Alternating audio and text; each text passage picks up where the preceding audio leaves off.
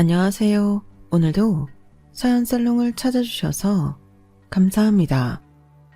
저는 항상 집안일을 하면서 사연살롱의 이야기를 듣고 있는 사연살롱의 청자예요.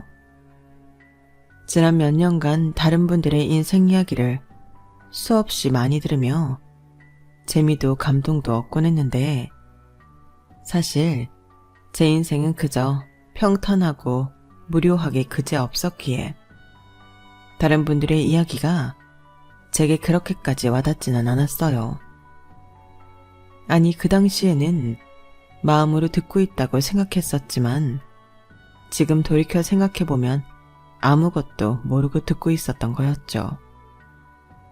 그리고 전 불과 몇 개월 전에야 늘 평지 같던 제 인생길에 험난한 골짜기도 심한 폭풍우도 만나보면서 완전히 다른 사람이 되었어요. 그러고 나서야 저보다 더한 일들을 겪었을 다른 사연자분들의 마음이 조금이나마 헤아려지더군요. 저보다 힘든 삶을 사셨던 인생 선배님들께는 어떨지 모르겠지만 몇 개월 전 제가 겪었던 이야기를 통해 누군가는 소소한 재미를, 누군가는 위로를 얻길 바라면서 오늘은 이렇게 제 이야기를 적어 보내봅니다. 이 사연이 채택될지는 모르겠지만 만약 사연살롱에 올라온다면 부디 다들 재밌게 들어주셨으면 좋겠어요. 저는 26살이라는 어리다면 어린 나이에 시집을 가게 되었어요. 그렇게 어린 나이에 남편을 만나 살림을 차릴 수 있었던 이유도 역시 제가 그전까지는 남들에 비해 평탄한 삶을 살아왔기 때문이었을 거예요. 저는 넉넉한 집안의 일남 일녀 중 장녀로 태어나서 학창시절 성적도 나쁘지 않았고 서울에 있는 4년제 대학을 나와서 바로 취직에 성공했거든요. 26살에 이미 주임직을 달고 있었고 다니게 된 회사 역시 꽤 탄탄한 중견기업이었죠. 그리고 저는 그곳에서 남편을 만나게 되었어요. 남편은 같은 회사 직원이었는데 엘리베이터에서 자주 마주치던 저에게 전화번호를 물어본 것을 시작으로 만나서 사귀게 되었죠. 남편에게 처음 프로포즈를 받을 때만 해도 저는 연애는 환상이고 결혼은 현실이라는 망고불변의 진리와도 같은 이 문장을 제대로 실감하지 못하고 있었어요. 주변 사람들이 아무리 은하야, 결혼은 진짜 현실이야. 너 아무리 2년 연애했다지만 지금 나이 너무 어린데 좀 더 신중하게 생각해봐야 하는 거 아니야? 그래. 그리고 은하 너는 대학 다닐 때도 연애 꼴랑 한 번밖에 안 해봤었잖아. 꽃다운 26에 꼭 유부녀가 되어야겠니? 라며 절 말려도 저는 밝게 웃으면서 에이, 오빠가 나를 얼마나 사랑해주는데 걱정하지 마. 내가 그래도 운 하나는 타고난 인생이잖아. 그리고 오빠 얼마 전에 과장 달았어. 그 나이 치곤 엄청 일찍 단 거래. 그렇게 능력 있는 사람이 날 굶기기야 하겠니? 라고 대꾸했어요. 주변 사람들은 제 해맑은 대답에 더는 뭐라고 하지 못했죠. 그도 그럴 것이 처음 시댁 식구들을 만날 때도 시월드니 이런 단어와는 전혀 접점이 보이지 않았을 정도로 시어머니는 절 너무나 예뻐해 주셨어요. 어머 세상에, 우리 칙칙한 집에 이렇게 예쁜 며느리가 들어오다니 집안이 아주 환해지는구나. 어쩜 우리 아들한테 이렇게 고운 배필이 생겼을까? 시어머니는 남편 나이를 생각하면 연세가 꽤 있으신 편이었는데 남편은 시어머니가 시집 오신 이후에 어렵게 임신의 성공에 가지게 된 늦둥이였다고 해요. 게다가 남편은 집안의 장손이기도 해서 남편을 낳는 순간 고된 시집살이에서 해방될 수 있었다며 남편을 늘 복덩이라고 부르시곤 했답니다. 원래 시어머니는 아이를 많이 낳는 게 꿈이셨고 능력만 된다면 딸도 낳고 싶으셨다면서 절 보고 막내딸이 생긴 것 같다는 말씀을 몇 번이나 반복하셨어요. 그래서인지 시어머니는 상견례 때도 결혼식 때도 절 눈에 띌 정도로 예뻐해 주셨고 저희 아빠도 그런 시어머니를 보며 굉장히 흐뭇해 하셨어요. 안사돈이 이렇게 저희 딸을 딸처럼 챙겨주시니 마음이 한결 좋습니다. 저도 이렇게 멋진 아들을 얻게 되어 너무 감사한데 안사돈처럼 살갑게 대하지는 못해도 마음은 그렇지 않으니 너무 염려 마세요.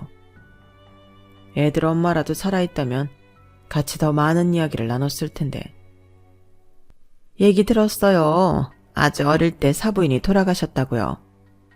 그래도 은하 얘기 들어보면 너무 어릴 때라 기억도 잘 못하고 그간 밝게만 살아왔던 것 같은데 혼자서 고생 참 많이 하셨겠어요.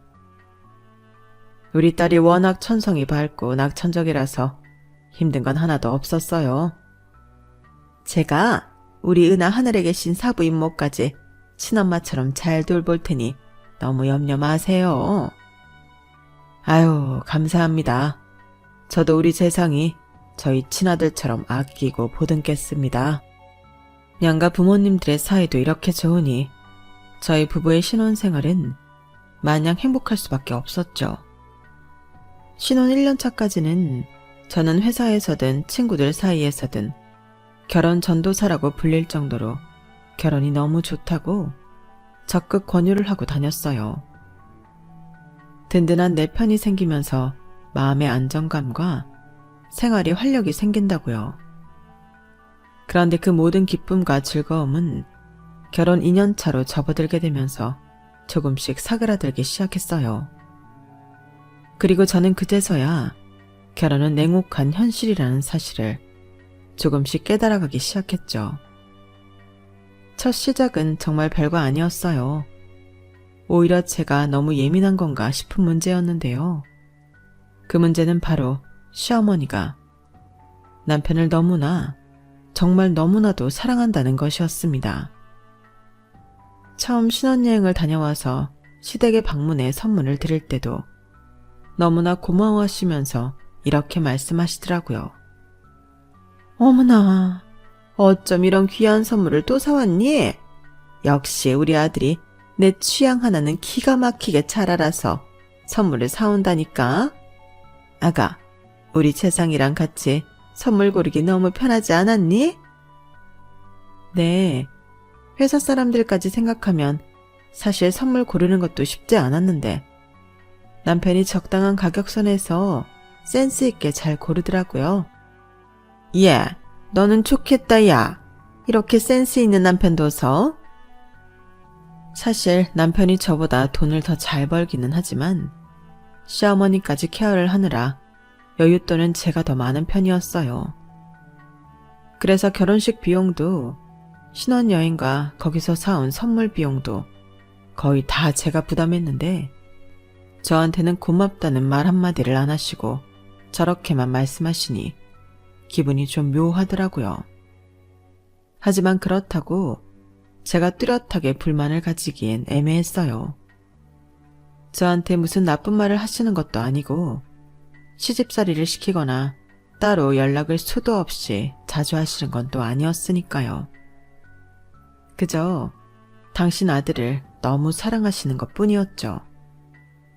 하지만 결혼 1, 2년이 넘어가 버리니 저는 매번 제 노력은 깡그리 무시하고 쳐다도 보지 않은 채 그저 당신 아들 칭찬, 아니 아들 찬양만 늘어놓는 시어머니의 말들이 점점 거슬리기 시작했어요. 게다가 아무래도 저희 부부도 사람인지라 살면서 이래저래 다툼이 생기곤 했는데 그때마다 시어머니의 대응 방식이 점점 진절머리가 나게 되었어요. 어떻게 그때마다 알았는지 싸운 다음 날이면 어김없이 문자가 오는 것이었어요. 아무리 부부싸움은 칼로 물베기라지만 그래도 가화만사성이라는 말이 괜히 있는 게 아니란다. 회사에서 치열하게 경쟁하고 돌아오는 남편에게 화나는 일이 있더라도 조금만 더 너그럽게 대해주렴. 가정이 평화로워야 우리 재상이가 일도 더 잘하고 돈도 더 잘 벌어올 것 아니니.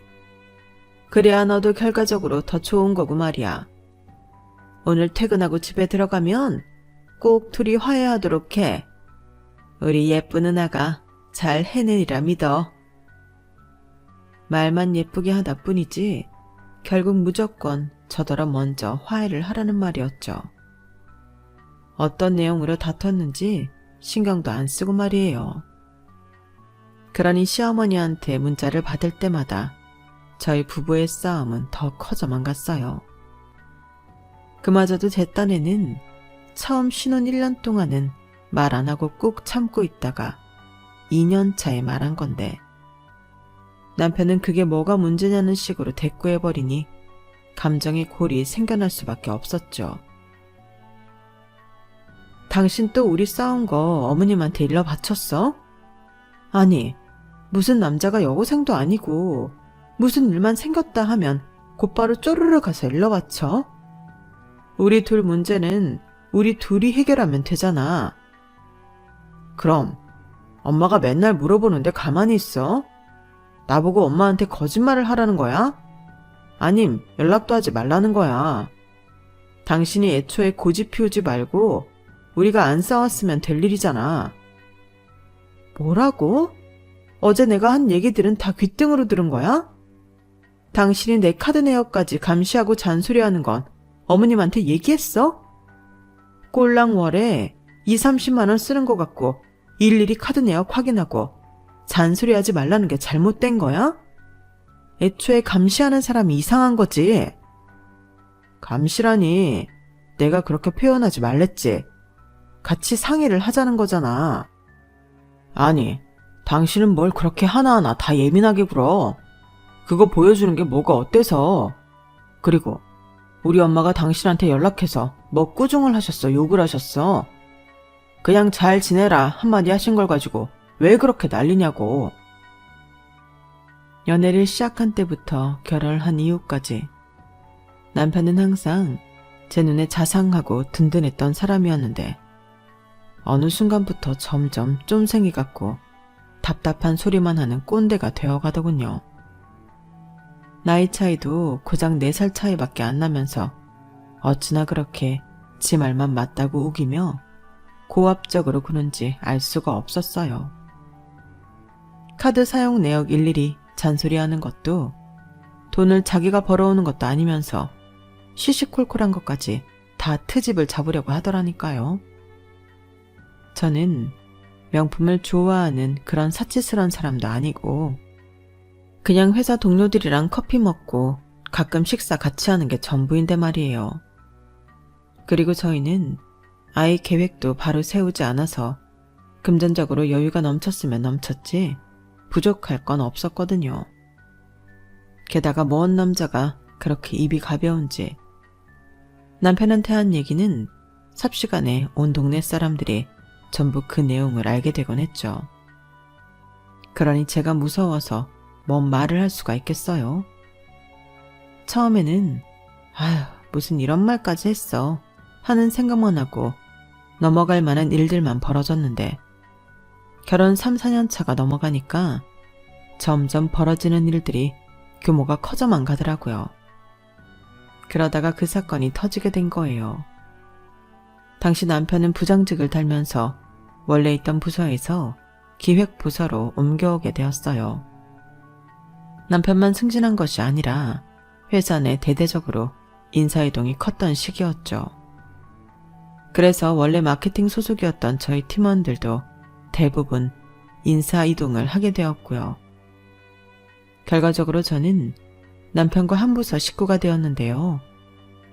원래는 하는 일이 그다지 겹치지 않았고 같은 건물에서 일을 할 뿐 업무적으로 만나는 일은 없었는데 갑자기 한 식구가 되어 집에서도 직장에서도 붙어있게 되니 그렇게 어색할 수가 없더군요.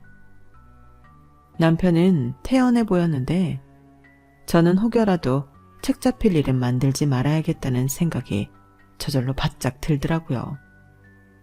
사람들이 저희가 부부인 걸 다 아는데 괜히 잘못된 행동을 하면 무슨 뒷말이 나올지 몰랐으니까요. 그런 긴장감도 잠시. 새 부서에서 첫 프로젝트가 시작되자 저는 그런 걱정은 접어두고 일에만 몰두하게 되었어요. 원래도 막연히 기획 쪽 일을 하고 싶은 마음이 있었는데 실제로 업무를 해보게 되니 재밌더라고요.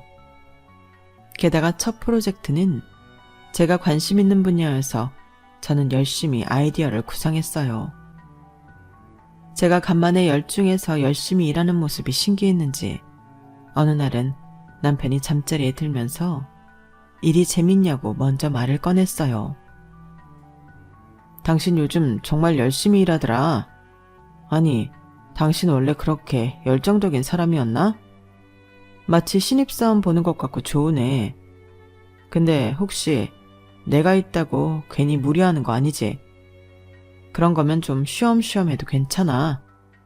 아니야, 내가 정말 하고 싶었던 일이었어서 그런 거야. 처음 이쪽 일 시작할 때는 마케팅 홍보 업무가 재밌고 좋았는데 나도 시간이 좀 지나니까 기획 쪽 일에 관심이 생기긴 하더라고. 그런데 이 기회에 실제로 해보니 생각보다 훨씬 재미있어서 그래. 그러다 보니 아이디어도 많이 샘솟고 게다가 이번 프로젝트는 내가 원래 관심이 많던 분야라 더 의욕이 생겨. 그래? 잘 됐네. 어떤 아이디어인데? 팀원들한테도 얘기해봤어? 아니, 안 해봤지.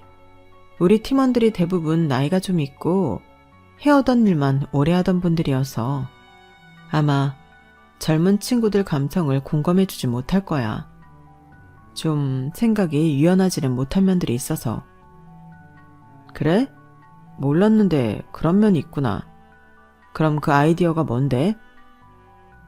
저는 그날 남편에게 제가 구상하고 있던 아이디어를 전부 들려줬고 남편도 참 좋은 생각이라며 칭찬을 아끼지 않았어요. 전 남편의 칭찬에 더욱 열심히 일을 했고 시간이 빠르게 흘러 프로젝트 회의 날이 되었는데요. 제가 그동안 열심히 만든 아이디어는 많은 사람들에게 좋은 평가를 받았고 최종 선택을 받게 되었어요. 하지만 전 하나도 기쁘지가 않았죠. 왜냐하면 그 아이디어의 주인이 제가 아닌 제 남편이 되어 있었기 때문이에요. 회사 내에서 직장 상사가 부하 직원 아이디어를 갈취하는 일이야 이 바닥에서 심심찮게 일어나는 흔한 일이니 놀라울 것도 없지만 저는 그런 일을 제 남편한테 당할 줄은 정말 꿈에도 생각지 못했거든요. 그러다 보니 별 생각 없이 말이 툭 나오게 되었던 거예요. 이거 제 아이디어인데? 제 걸 발표하신 거예요? 우리 아이디어인 거죠. 지금 아이디어 제공자가 중요한 건 아니잖아요. 이걸 제대로 진행시켜서 실적을 내는 게 중요하죠. 네? 그게 무슨 소리예요? 일단 김주임은 따로 나중에 얘기하고. 아니, 당연히 아이디어 제공자가 중요하죠. 그게 나중에 인사평가에도 반영되는 거 아닌가요? 제 말의 분위기는 곧바로 싸해졌고 숨소리 하나 내는 사람이 없었어요. 그리고 남편의 표정이 딱딱하게 굳어졌죠. 하지만 저 역시 표정이 안 좋았던 건 매 한 가지였어요. 저는 그 순간에도 남편이 저한테 이런 짓을 저질렀다는 사실이 잘 믿어지지가 않더군요. 여전히 어안이 벙벙한 상태였죠. 그런데 남편이 그 상황에서 폭탄 같은 말을 던져버려 제 사회생활을 폭파시키고 말았어요. 네, 그럼요. 아이디어를 내는 사람도 중요하죠. 젊은 김주임님이 이 아이디어를 냈으면 나이 차이가 있는 다른 팀원들이 받아들이기 어려웠을 거라면서요. 김주임 말처럼 아무래도 나이대도 비슷하고 직급도 있는 제가 아이디어를 냈을 때 더 설득력 있게 다가오지 않았겠어요?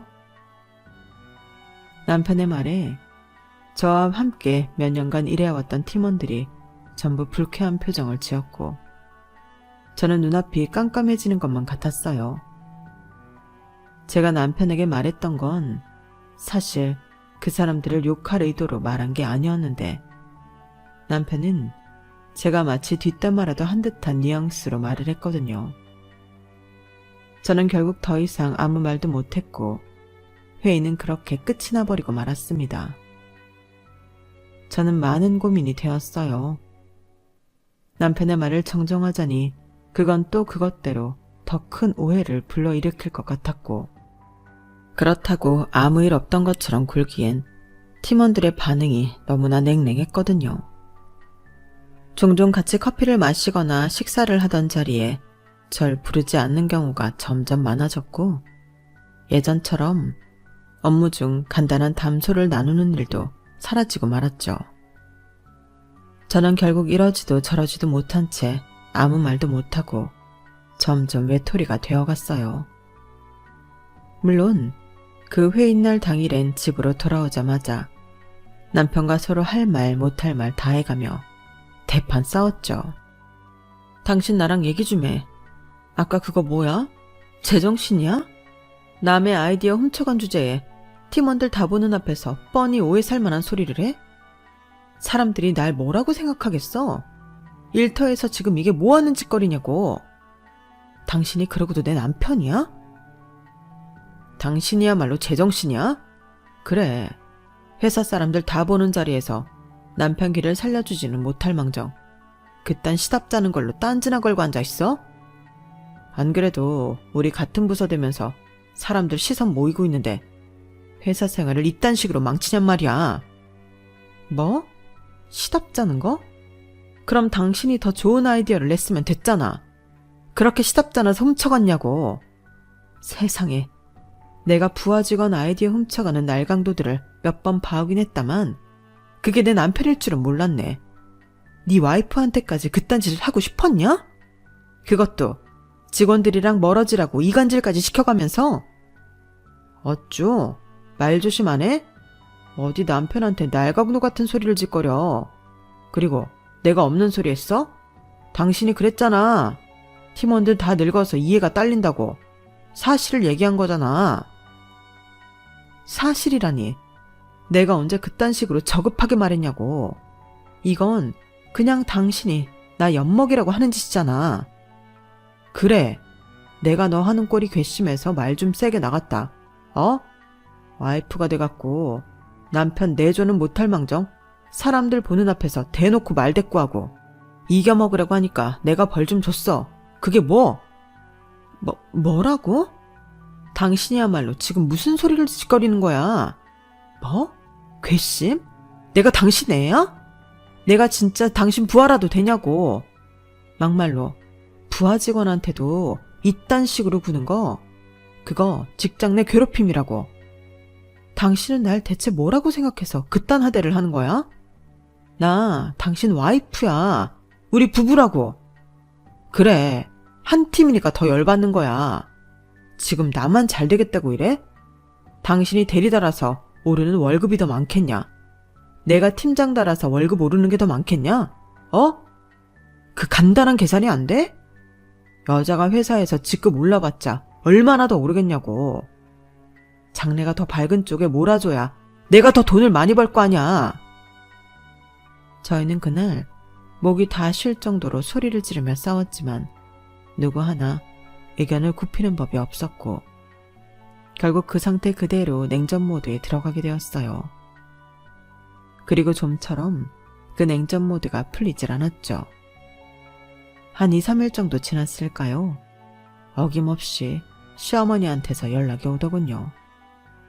그런데 이번에는 남편이 시어머니한테 무슨 소리를 어떻게 한 것인지 시어머니까지 저한테 난리를 치시는 겁니다. 평소엔 문자만 하셨던 양반이 전화를 하더니 첫 마디부터 너 당장 혼자 있는 대로 나와서 내 전화 바꿔라 라며 고압적인 태도로 명령을 내리는 거였어요. 처음부터 그렇게 나오시니 당연히 저도 참지 않고 한마디도 지지 않았죠. 너 재상이한테 얘기 다 들었다. 너 내가 그동안 그렇게 좋은 말로 잘 타일렀는데 대체 CM이 말을 뭘로 들은 게냐? 어떻게 네 남편한테 그 지경까지 막장일 수가 있어? 어리다고 좋게 좋게 봐줬더니요? 어떻게 아내가 돼서 남편한테 그렇게 버르장머리 없이 구느냐 이거야? 제가 무슨 띠동갑 아저씨랑 결혼한 것도 아닌데 꼴랑 4살 많은 남편을 어르신 모시듯이 해야 한다는 거예요? 버르장머리라니 그 표현 자체가 지금 잘못됐어요. 아니, 그렇게 생각하는 그 사고방식 자체가 잘못된 거라고요. 어머님 이렇게 저희 부부 한 번씩 싸울 때마다 연락하시는 것도 안 그래도 지나치다고 생각하고 있었는데 어떻게 남편 말만 듣고 저한테 전화까지 해서 무작정 혼낼 생각만 하세요? 그것도 그렇게 시대착오적이고 잘못된 말로요. 뭐라고? 어머, 얘가 아주 지 CM이한테 못하는 소리가 없구나. 어디서 며느리가 되먹지 못하게 CM이한테 언성을 높여. 남의 아이디어 훔쳐간 것도 남편이고 팀원들과 사이 멀어지도록 교묘하게 이간질한 것도 남편이에요. 처음부터 끝까지 제가 피해자라고요. 그럼 제가 남편이 저한테 어떻게 굴든 아무 반응도 없이 잠자코 피해를 봤어야 한다는 거예요? 그게 어머님이 말하는 아내의 도리냐고요. 언제는 딸처럼 돌보겠다면서 어머님은 어머님 딸이 회사에서 가정에서 이런 수모를 겪었어도 지금 같은 소리 하실 수 있으세요? 남편부터 잘 돼야 아내도 잘 되는 법이야. 네 남편이 너보다 버는 돈이 얼만데 그딴 소리를 해. 아니, 왜 자꾸 돈돈거리는 거예요? 남편도 그렇고 어머님도 왜 자꾸 돈 얘기만 하냐고요. 저희가 돈이 모자란 부부도 아니고 저희 나이에 서울에 집도 있고 차도 있는 부부가 얼마나 된다고요. 저는 그냥 제 커리어를 쌓고 싶은 것 뿐이라고요.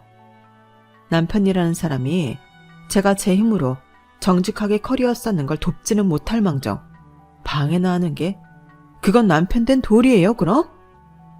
어머님이 감싸고 돈다고 그딴 행동이 남편 된 도리가 되는 게 아니잖아요. 너 지금 니네 집 돈 많다고 CM이 앞에서 유세하는 거야 뭐야? 돈이 왜 안 중요해? 어?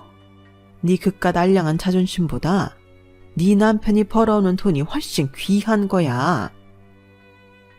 뭐라고요? 아니 어떻게 그런 소리를 하세요? 제가 언제 저희 집 돈 많다고 유세를 떨었어요. 그런 식으로 말씀하시면 저도 서운하죠. 저희 결혼식 때 저희 집에서만 돈 대고 저희 신혼집도 저희 아빠가 해주신 거 제가 지금까지 한 번이라도 생색낸 적 있어요? 남편 월급 가지고 매번 생색내는 건 오히려 어머님이시잖아요. 그 치긋치긋한 돈 얘기 좀 그만하시라고요. 이건 돈 문제가 아니라 제 사회적 체면이랑 경력이 걸린 문제예요. 제 말에 더 이상 할 말이 없었는지 시어머니는 아이고 하고 앓는 소리를 내시게만 하셨고 전화는 그대로 끊어지고 말았습니다. 저 역시 전화가 끊어지고 나니 얼마나 혈압이 올랐던지 머리가 얼얼한 느낌이 들 정도였죠. 그때 이후로 저희 가족관계는 냉랭하기 그지없었어요. 몇 날 며칠이 지나도 서로 사과도 한마디 하지 않았거든요. 시어머니도 남편도 저도 모두 끝까지 지지 않겠다는 마음이었으니까요. 집안 분위기는 삭막하지 회사 생활은 가시방석이지 뭐 하나 풀리는 게 없다 보니 저는 스트레스성 위험이 생길 정도로 생활에 큰 지장을 받고 있었는데요. 소화가 잘 안 되니 식사를 회사 내에서 죽으로 때우는 경우가 많아지다 보니 자연스레 혼자 밥을 먹는 게 익숙해졌어요. 그렇게 한 2주 정도 지났을 무렵 예전에 같은 팀으로 일하던 분이 혼자 밥을 먹는 절 발견하시고 다가오셨어요. 어머, 자기 왜 죽을 먹고 있어? 어디 아파? 속이 좀 쓰려서요. 오랜만이에요, 대리님. 오랜만이네. 아니, 난 요 근래 주변 식당에서 다른 분들은 가끔 봤는데 자기만 안 보이더라고. 혹시 무슨 일 있나 해서. 절 잘 아시는 분이지만 그때의 상황은 잘 몰랐던 분이 순수하게 절 걱정해 주시자 저는 그때까지 쌓여있던 마음이 다 풀어지는 것 같았어요. 그분은 감사하게도 제 곁에 앉아서 제 이야기를 다 들어주시고 저를 안아주셨답니다. 내가 사실 이 얘기를 웬만하면 안 하려고 했는데 내가 새로 옮긴 쪽에서 일해보니까 사실 강부장 평판이 좋진 않더라고. 나도 몰랐는데 그 사람이 원래부터 아래 직원들 아이디어 다 뺏어가고 자기 실적 챙기는 게 급급한 걸로 유명했대. 나이에 비해 승진이 엄청 빠르다던데 그게 황이사 라인 타려고 그렇게 노력을 해서 그런 거라던데. 아부는 떨어야 하고 돈도 능력도 아니 조금 부족하니까 그런 짓을 좀 많이 했나 봐. 괜찮아요. 말씀 편하게 하셔도 돼요. 저도 지금 그 사람의 본 모습을 어느 정도는 알게 됐거든요. 극단적으로 생각하라고 이런 말 해주는 건 아니지만 그래도 그 사람은 상사이기 전에 은하 씨 남편인데 해도 너무한 것 같아서 나도 욱해서 그런 거야. 이미 회사 내에선 다 알지만 쉬쉬하는 분위기라. 은하 씨도 이런 얘기가 있다는 건 알아두라고. 우리 팀 박 대리는 신입이었을 적에 점심시간마다 강 부장 차 끌고 가서 기름 넣고 세차까지 하고 왔다더라. 본인 돈으로. 저는 이미 남편의 실체를 어느 정도는 다 파악했다고 생각하고 있었는데 그분의 얘기를 들으니 더 경악스러웠어요. 그 정도까지 인성이 바닥인 남자일 줄은 그 전까지는 전혀 몰랐다는 게 저 스스로 자괴감마저 들었고요. 그나마 남아있던 정마저 모두 탈탈 털리게 된 순간이었죠. 남편은 그동안 부하 직원들에게는 말도 못할 정도의 갑질을 해왔던 건 물론 윗사람한테는 골프장이며 유흥업소까지 따라다니며 아부를 해왔다고 해요. 안 그래도 남편은 결혼 직후부터 출장이니 야근이니 하며 늦게 들어오는 날이 많긴 했었거든요. 그 내막을 전부 알게 되니 저는 남편과 계속 결혼 생활을 이어가야 하는지 고민되기 시작했어요. 여러 날을 고민하고 이혼 변호사랑 깊은 상담도 했었죠. 그리고 혹시 몰라 남편이 유흥업소에 가는 등 배우자로서 유책 사유가 있는 부분들은 증거를 모으기 시작했습니다. 그런데 이 모든 혼란과 불행을 모두 잠재울 정도로 엄청난 사건이 벌어지게 되었어요. 그것도 어느 날 갑자기 말입니다. 건강하시던 저희 아빠가 하루아침에 교통사고로 세상을 떠나게 되신 거예요. 왜 항상 불행은 이렇게 한꺼번에 닥쳐오는지 아침에 출근하자마자 그 소식을 들은 저는 정신없이 병원으로 달려갔어요. 상대 차량의 신호위반으로 충돌사고가 났고 아빠는 그 자리에서 숨지게 되셨죠. 저는 병원에서 똑같이 창백한 얼굴의 동생을 만났던 것까진 선명하게 기억이 나는데 그 이후로는 잘 기억이 나질 않아요. 저는 그 자리에 주저앉아 오열을 했고 동생 역시 정신 못 차리고 눈물을 흘렸어요. 저희가 그동안 저희 삶에 치여 사느라 아빠를 자주 뵙지도 못하고 잘 챙겨드리지도 못한 게 그렇게 한이 돼요. 자꾸만 울음이 나더군요. 남편 역시 소식을 듣고 헐레벌떡 병원으로 뛰어왔는데 이때만큼은 서로 싸우던 걸 전부 잊고 그래도 절 챙겨주더군요. 시어머니도 연락을 받자마자 바로 오셨죠. 아빠가 평소에 인망이 워낙 좋으셨기에 첫날 조문객이 정말 많이 찾아오셨기에 밤 12시가 넘어가니 전 기진맥진할 수밖에 없었어요. 하루 종일 뭘 먹지도 못하고 정신없이 울다가 이것저것 처리하다가 보니 당연한 결과였죠. 마지막 주문객이 쉬고 저는 말 그대로 파김치가 되어 뻗어버렸어요.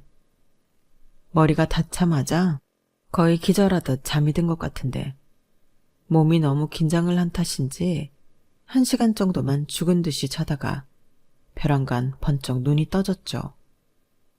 그런데 문 밖에서 남편과 시어머니가 낮은 목소리로 대화를 나누고 있더라고요. 피곤한 와중에도 두 사람의 얘기는 또렷이 들려왔어요. 그래, 가실 때도 가해자가 아닌 게 그게 다행인 거지. 피해자였으면... 아니다.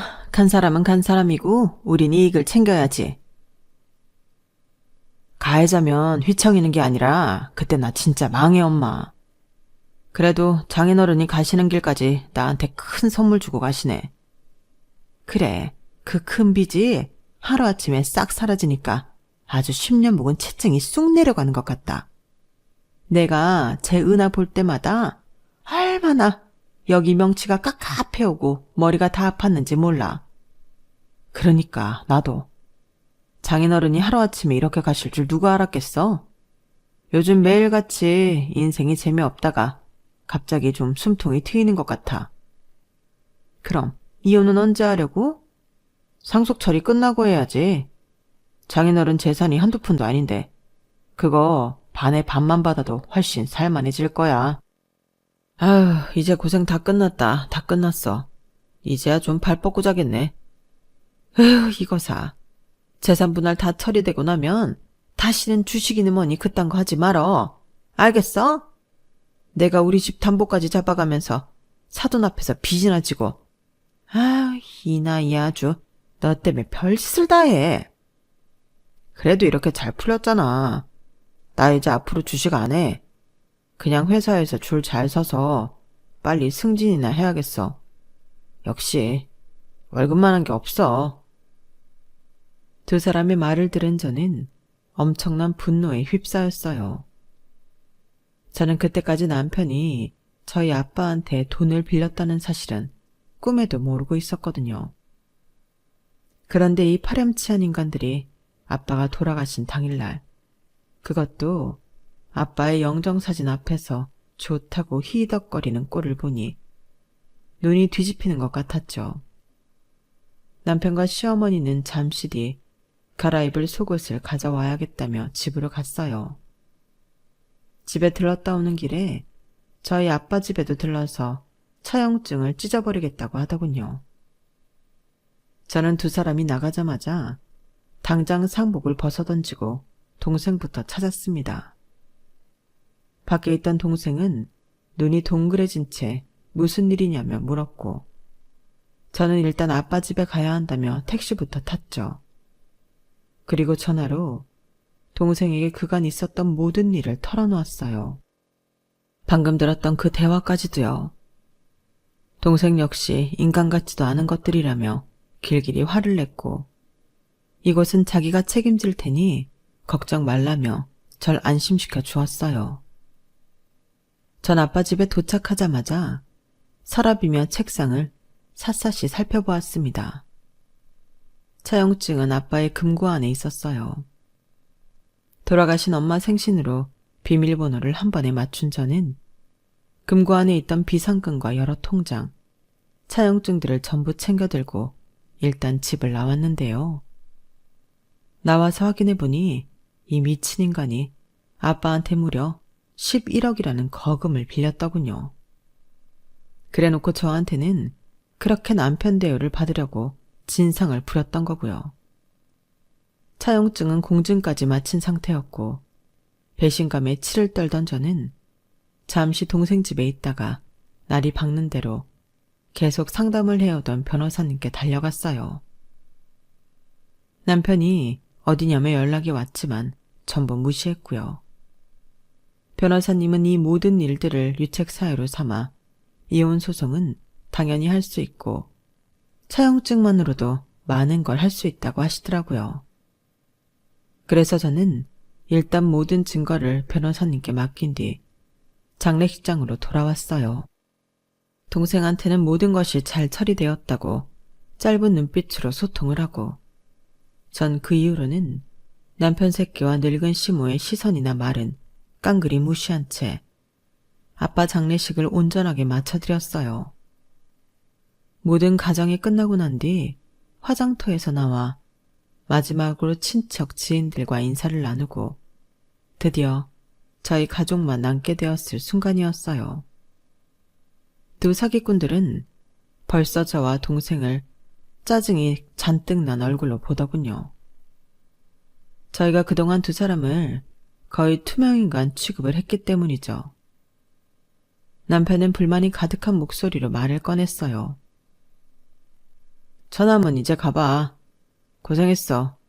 그리고 지금 정신없는 거 알겠는데 그래도 그렇지. 버선발로 달려와준 매형한테 그딴 식으로 구는 거 아니야. 어? 내가 이번만 봐주겠어. 어디 어른이 얘기하는데 쳐다도 안 보고 들은 척도 안 해. 가정교육 못 받고 자는 인간도 아니고 말이야.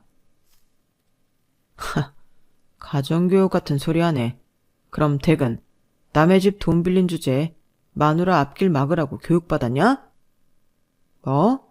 처남, 미쳤어? 이게 지금 무슨 말버릇이야? 그러는 당신이야말로 무슨 말버릇이야? 우리 아빠 방금 모셔놓고 왔는데 뭐? 가정교육? 참나. 제 말이 다 맞아. 당신은 그렇게 잘난 가정교육을 받아서 남의 꿈도 돈도 그렇게 다 뺏어먹고 살았냐? 아니다. 어머님이 직접 대답해보세요. 어머님이 이 사람한테 그렇게 도둑놈처럼 살라고 가르치셨어요? 뭐라고? 너 정말 건방지기가 하늘을 찌르는구나. 어른한테 아주 못하는 소리가 없어. 남매가 쌍으로 아주 대먹지 못해갖고는 지금 누구더러 도둑이네 만에 짓거리는 거야. 누구긴요. 아줌마랑 아줌마 자식한테 하는 소리죠. 지도는 어디 유흥업소니 접대자리니 그딴 데다가 펑펑 쓰고 주식으로 빚이나 지면서 우리 아빠 돈 12억은 우스웠어요? 내 아이디어를 훔쳐가더니 알고 보니까 우리 아빠 돈도 빌려가서 안 갚을 속셈이었지? 내가 모를 줄 알았어? 네가 그걸 어떻게... 변제기일은 이미 한참이나 지났는데 11억 중에 단 한 푼을 안 갚았더라. 그러면서 상사 뒷공문이 따라다니고 주식할 돈은 있었나 보지? 그래놓고 나한테 아내의 도리니 뭐니를 들먹여? 너나 채무자의 도리를 다 해. 여보, 잠깐만. 진정 좀 해. 당신 너무 흥분했어. 일단 우리 식사부터 하고 차근히 말로 해결하자. 어? 처남도 지금 둘 다 너무 지치고 피곤해서 예민해진 것 같으니까. 어디서 개수작이야. 이 손 안 나? 잔대가리 굴릴 생각 말고 당신이 여태 아빠한테 저질러왔던 거 다 책임질 준비나 하라고. 알겠어? 식사 같은 소리 하네. 당신이 지금 한가하게 밥이나 처먹을 때야? 당장 집에 들어가서 짐이나 빼. 거기 우리 아빠가 해준 집이잖아. 어이 아줌마. 아줌마도 당장 집에 가서 정리부터 하세요. 야, 너 진짜 돈 많은 집안 딸이면 다야? 우리 애가 뭐가 부족해서 너 같은 애를 만나서 이런 험한 꼴을 보는지 모르겠다. 그니까 네가 애초부터 남편 기 잘 살려주고 사회생활 잘하게 내조했으면 이런 일 없었잖아. 애초부터 자기 일 정직하게 해내는 사람이었으면 이런 일 없었겠지. 짐 정리하기 싫으면 관둬요. 당장 뱉어낼 11억이 있나 보죠? 그럼 바로 추심 들어갈 테니까 그런 줄이나 알아요. 엄마, 가만히 좀 있어. 여보, 잠깐만 나랑 대화 좀 해. 여보. 남편은 저를 어떻게든 붙잡으려 했지만 저는 동생과 함께 빠르게 두 사람을 벗어나 동생 차를 타고 동생 집으로 와버렸어요. 어릴 땐 그렇게 치고받고 싸웠어도 이럴 땐 남동생이 아주 든든하더군요. 그리고 저는 바로 그 다음 날부터 변호사님과 함께 아저씨 댁을 신나게 털기 시작했답니다. 당연히 11억은커녕 재산 자체가 마이너스였던 남편 놈과 늙은 시모는 속수무책으로 집을 내놓을 수밖에 없었죠. 채권 추심으로만 해도 두 사람은 저에게 찾아온다고 무릎 꿇고 빌 테니 한 번만 봐달라고 사정을 하고 난리도 아니었어요. 하지만 전 거기서 그치지 않고 회사 사람들과 다 함께 힘을 합쳐서 남편을 직장 내 괴롭힘으로 신고했어요. 제가 남편의 실체를 알게 되고 이혼을 준비하는 동안 저는 단순히 이혼 증거만 찾지 않고 남편에게 지속적으로 괴롭힘을 당해왔던 사람들을 한 명씩 찾아다녔거든요. 제 설득에 모두 용기를 내어 증거를 수집했고 마침 장례식이 끝난 타이밍에 신고를 할 만큼의 증거가 모였던 것이었죠. 남편은 순식간에 회사에서 찬밥 신세가 되고 말았습니다. 그동안 남편이 공되었던 상사들은 전부 남편을 외면했고 아래 직원들은 남편을 좋아할 리가 없었고요. 저는 팀원들과 그간 쌓였던 오해를 모두 풀고 다시 친하게 지낼 수 있었어요. 얼마 뒤 좌천이나 다름없는 인사발령을 받게 된 남편은 책상에서 짐을 빼면서 절 원망스러운 눈빛으로 노려보며 다가오더군요. 굳이 사람들이 다 보는 사무실 한복판에서 저한테 버럭 화를 내더라고요. 좋냐? 집에서도 짐 빼서 내쫓고 회사에서도 짐 빼서 내쫓으니까 아주 속이 시원해. 네 남편이 이렇게 만신창이가 되니까 아주 꼬시냐고. 내가 당신을 그렇게 만들었다고? 웃기지 마. 당신이 만신창이가 된 건 당신 그 오만한 도둑놈 심보 때문이지 나 때문이 아니야. 그리고 뭐? 만족하냐고? 어이가 없네. 우리 아직 이혼도 안 했어. 당신이 제대로 이혼을 당하고 당신 엄마 집 경매로 내놓은 것도 완전히 팔린 다음이야 난 만족할 것 같거든.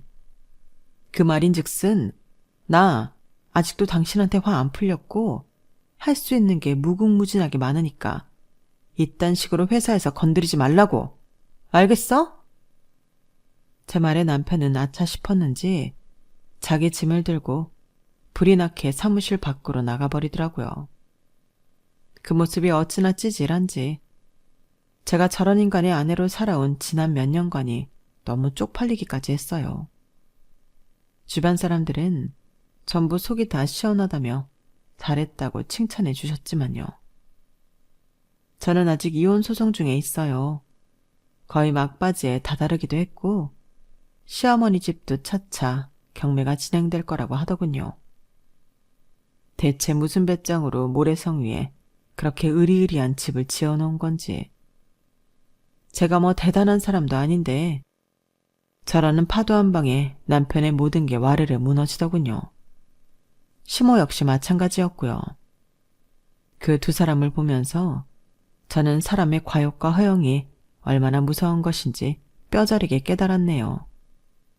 비록 저는 회사 내 유명한 돌싱이 되었지만 앞으로는 업무적으로 유명한 사람이 될 수 있도록 일에만 전념하려고 해요. 제 진짜 실력과 진짜 인생을 갖고 나가야지 그 두 어리석은 인간들처럼 길거리에 나앉지 않겠더라고요. 앞으로 홀로 서기를 해나갈 제 여정을 많이 응원해주세요. 제 이야기를 들어주신 분들도 앞으로의 나날이 평안하시길 바랄게요. 여러분, 사연 댓글에 응원과 현명한 조언 부탁드려요. 좋아요와 구독은 저에게 큰 힘이 됩니다. 오늘도 좋은 일 가득하세요.